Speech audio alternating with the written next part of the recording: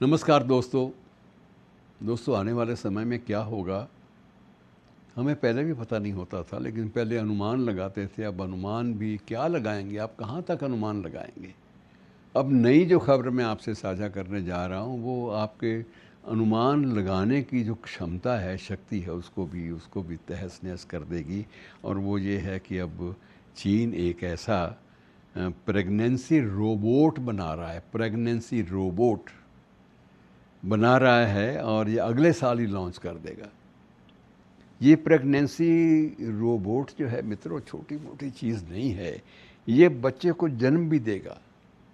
किया क्या जा रहा है कि माँ के पेट की तरह से ये कृत्रिम गर्भ में इसको पाला जाएगा और ये बढ़ेगा, पलेगा और बांझपन की समस्या, वो उनका दावा है चीन वालों का, या जो इसको तैयार कर रहे हैं, कि इससे जो बांझपन, जो स्टेरिलिटी की समस्या है, नपुंसकता की समस्या है, वो उतनी ज़्यादा नहीं रहेगी और वो दिलो दिमाग पर हावी नहीं होगी। अब इसमें ये भी है, इसमें जो ये जो रोबोट है ये इस बात का भी ध्यान रखेगा कि जो गर्भ, कृत्रिम गर्भ जो है, जो उसके पेट में पल रहा है, कृत्रिम गर्भ में जो बच्चा पल रहा है वो 9 से 10 माह तक रहेगा। पहले तो 9 माह की बात होती थी, तो गर्भ धारण करने की हमारे यहाँ तो परंपरा रही है प्रचलित रूप से, लेकिन उसमें भी वेरिएशन, प्री मैच्योर डिलीवरी, समय से पहले बच्चे का जन्म लेना, ये सारी बातें चलती रही हैं। अब जो है ये ध्यान रखा जाएगा कि एक तो ये है कि इसमें कोई एबनॉर्मेलिटी, जो रोबोट माँ के बेटे से जो आगे गर्भ धारण के बाद जो बच्चा पैदा हुआ है, उसमें उसको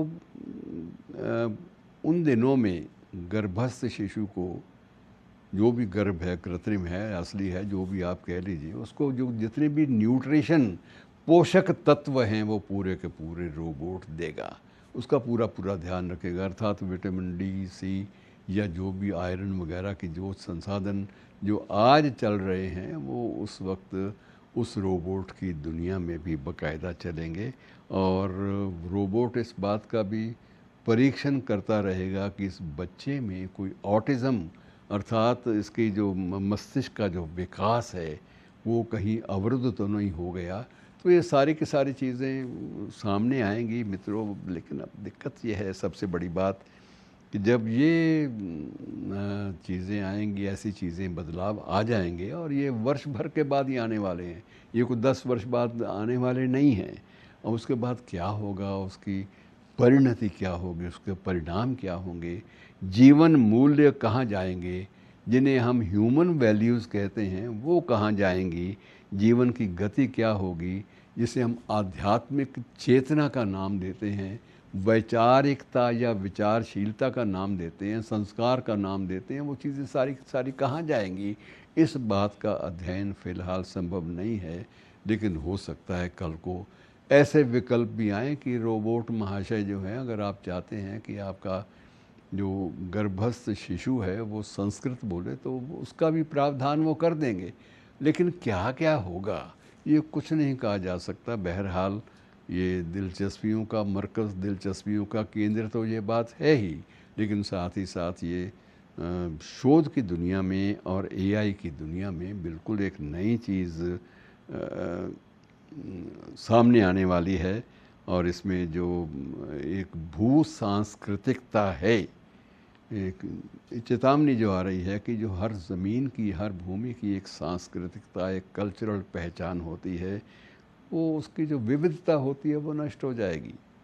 अब उसमें ये ज़रूर है कि यदि इस्लाम की बात आएगी तो बच्चे जो कुरान की आयतें पढ़ते वक्त हिल हिल कर याद करते हैं, या संस्कृत को याद करने की, श्लोकों को याद करने की बात आएगी, तो ढेरों ऐसे विषय हैं मित्रों, ढेरों ऐसी बातें हैं जिनके बारे में निर्णय अभी लिया जाना शेष है।